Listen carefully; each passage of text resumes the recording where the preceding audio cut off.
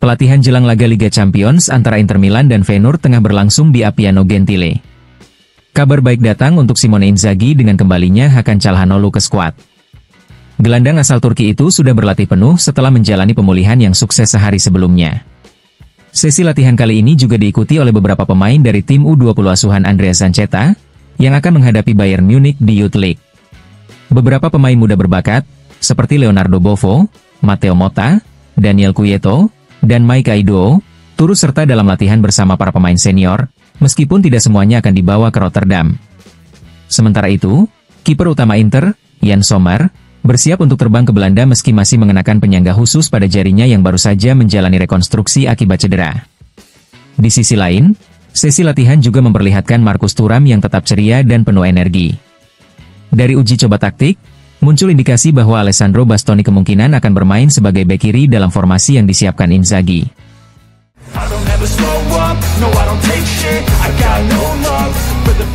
Inter Milan bersiap menghadapi Feyenoord dengan misi ganda, yaitu menjaga gengsi di kancah Eropa sekaligus meningkatkan pendapatan klub. Lolos ke perempat final Liga Champions tidak hanya memperkuat reputasi Nerazzurri, tetapi juga berkontribusi besar terhadap pemasukan mereka dari UEFA.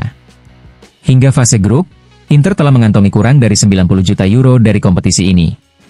Jika berhasil melangkah ke babak berikutnya, mereka akan menerima bonus tambahan sebesar 12,5 juta euro, meningkat dari 10,6 juta euro yang diterima musim lalu.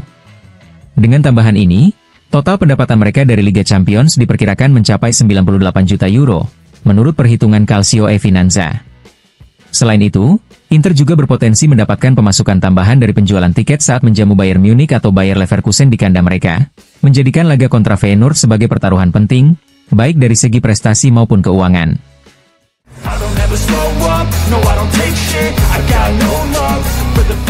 Kabar buruk menimpa Inter Milan jelang laga melawan Feyenoord di Liga Champions. Cedera Federico Di Marco ternyata lebih serius dari yang diperkirakan.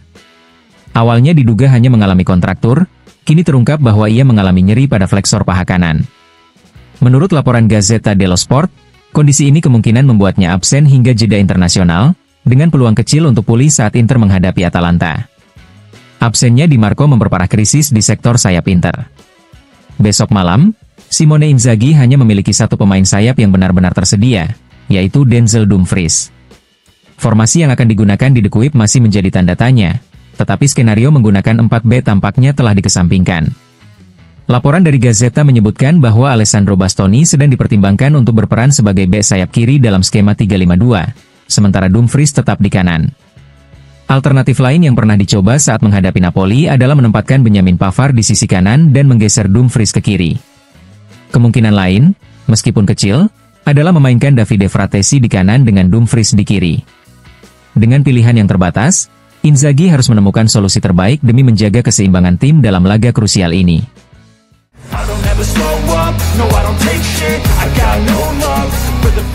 Setelah absen akibat cedera lutut yang didapat dari tackle Kolomuani dalam derby di Italia pada 16 Februari lalu, Carlos Augusto mulai bersiap untuk kembali ke lapangan. Pemain asal Brasil itu menjalani sesi latihan terpisah hari ini, dengan fokus pada pemulihan agar bisa tampil dalam laga Serie A Inter Milan melawan Monza yang dijadwalkan berlangsung Sabtu malam di San Siro. Mantan pemain Corinthians ini menjadi bek sayap yang paling dekat untuk kembali bermain di antara pemain-pemain Inter yang masih dalam masa pemulihan.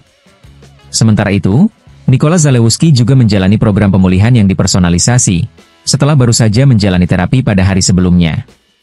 Dengan kondisi skuad yang belum sepenuhnya fit, Simone Inzaghi berharap kembalinya Carlos Augusto bisa memberikan tambahan opsi di lini pertahanan Nerazzurri jelang laga penting melawan Monza.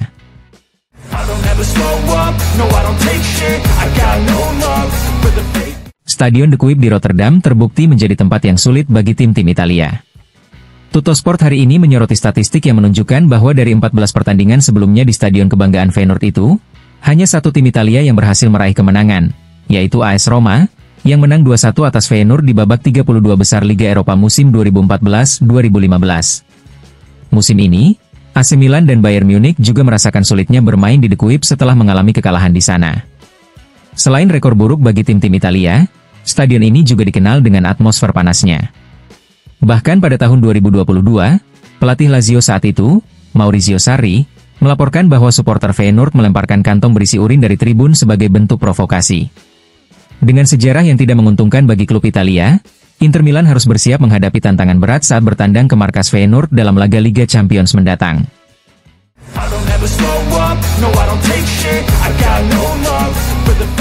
Inter Milan tampil luar biasa dalam ajang Liga Champions musim ini dengan catatan pertahanan yang hampir sempurna. Dari 8 pertandingan yang sudah dimainkan, Nerazzurri hanya kebobolan 1 gol. Itu pun baru terjadi pada menit ke-90 saat menghadapi Leverkusen melalui gol Mukiele. Catatan ini menjadi modal utama bagi Simone Inzaghi dalam menghadapi Feyenoord demi mengamankan tiket ke perempat final. Menurut Gazzetta dello Sport, rekor Inter bahkan lebih superior dibanding tim-tim besar Eropa lainnya. Arsenal dan Liverpool masing-masing sudah kebobolan 3 dan 5 gol, sementara klub-klub seperti Dortmund, Leverkusen, dan Atalanta baru mencatatkan 5 pertandingan tanpa kebobolan. Inter sendiri mencatatkan 539 menit tanpa kebobolan sejak awal Liga Champions musim ini, menjadikan mereka sebagai tim dengan pertahanan terbaik di kompetisi tersebut.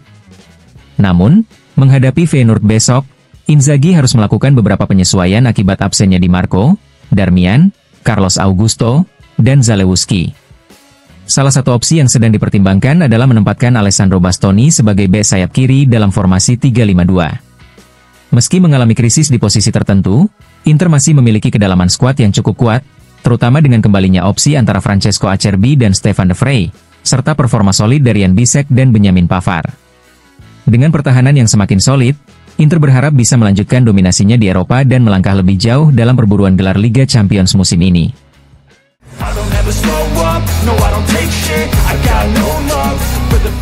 Kabar baik datang untuk Simone Inzaghi jelang laga melawan Feyenoord.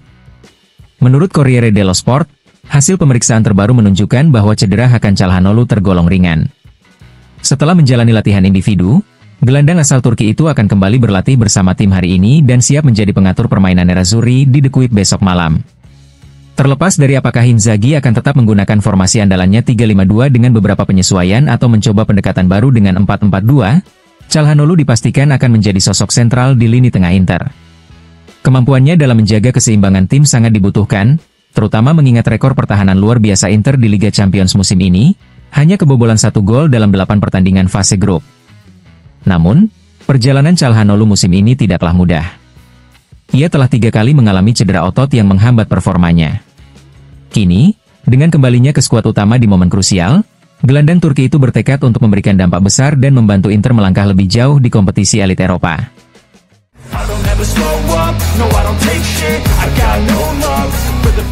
Simone Inzaghi dan stafnya tengah mencari solusi untuk mengatasi krisis pemain sayap yang tersedia jelang laga melawan Feyenoord. Menurut La Repubblica, ada 2 opsi utama yang sedang dipertimbangkan. Opsi pertama adalah tetap menggunakan formasi 3-5-2 dengan sedikit penyesuaian, yakni menempatkan Benjamin Pavard di sayap kanan dan menggeser Denzel Dumfries ke kiri, sebuah skema yang sebelumnya telah diuji saat menghadapi Napoli.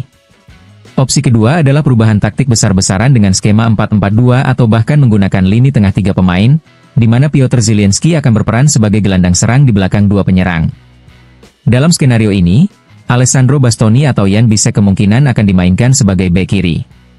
Di tengah situasi sulit ini, Inter juga membawa pemain muda berbakat dari tim Primavera, Matteo Ciocci, yang lahir pada 2007.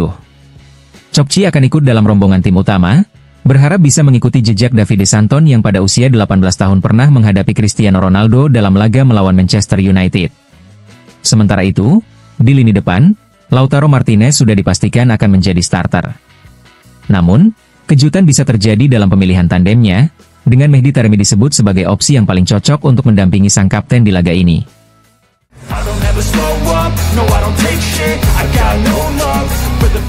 Nottingham Forest sedang mempertimbangkan langkah besar untuk musim depan dengan mengincar gelandang Inter Milan, Davide Fratesi. Menurut laporan Tuttosport, klub Inggris itu berharap bisa tampil di Liga Champions musim depan, terutama dengan tambahan 1 slot untuk tim Premier League, yang berpotensi membuat Inggris memiliki 5 wakil di kompetisi tersebut. Fratesi dihargai sekitar 40 juta euro, namun angka tersebut bisa turun menjadi 35 juta euro, tetap memberikan keuntungan finansial bagi Inter jika kesepakatan terjadi. Kontak antara kedua klub diprediksi akan semakin intensif menjelang bulan April. Di sisi lain, Inter sudah mengambil langkah antisipasi dengan merekrut Lucas Hui sebagai opsi di lini tengah. Selain Nottingham Forest, klub Premier League lainnya seperti Tottenham juga dikabarkan tertarik pada Fratesi, bahkan sudah sempat mengajukan tawaran pada Januari lalu. Dengan minat yang terus berkembang, masa depan gelandang Italia ini masih menjadi tanda tanya. Apakah ia akan tetap berseragam nerazzurri atau merapat ke Inggris musim depan?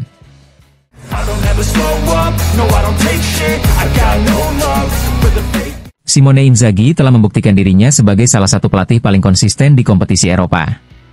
Sejak melatih Lazio hingga kini bersama Inter Milan, ia selalu membawa timnya minimal ke babak 16 besar Liga Champions selama 5 musim berturut-turut, sebuah pencapaian yang belum bisa ditandingi oleh pelatih lain.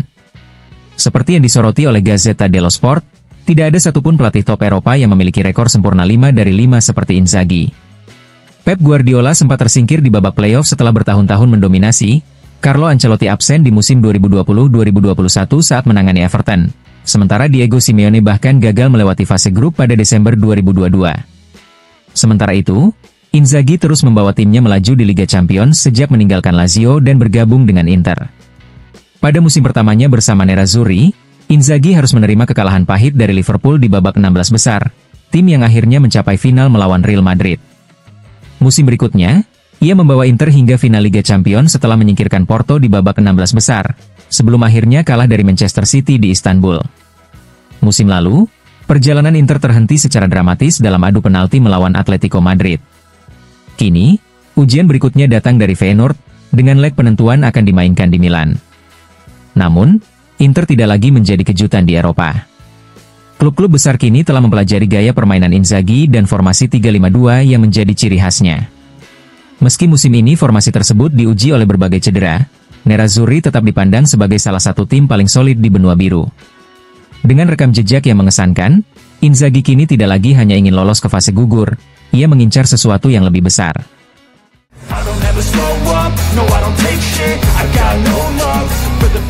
Menjelang laga Liga Champions melawan Feyenoord, Simone Inzaghi masih mempertimbangkan apakah akan kembali menurunkan duet Marcus Thuram dan Lautaro Martinez sejak awal. Sejauh ini, pasangan Tula hanya menjadi starter bersama dalam 2 pertandingan di kompetisi ini, yakni saat melawan Slavia Praha dan AS Monaco. Menurut laporan Gazzetta dello Sport, Inzaghi masih dalam tahap refleksi, terutama terkait kondisi fisik Thuram. Striker asal Prancis itu sempat mengalami masalah pergelangan kaki, yang kini dikabarkan sudah tidak lagi terasa sakit. Namun, performanya belum sepenuhnya kembali ke level terbaiknya, sehingga pelatih nerazzurri masih mempertimbangkan apakah akan langsung menurunkannya sejak awal atau memberinya waktu istirahat agar lebih segar di akhir pertandingan. Keputusan ini juga bersifat strategis. Jika Thuram dicadangkan, Mehdi Taremi kemungkinan besar akan mendapatkan kesempatan sebagai starter, mengungguli Marko Arnautovic dalam perebutan posisi pendamping Lautaro. Dengan waktu yang semakin menipis jelang pertandingan, Inzaghi harus segera menentukan apakah akan tetap mengandalkan duet utama atau melakukan rotasi untuk menjaga kebugaran timnya.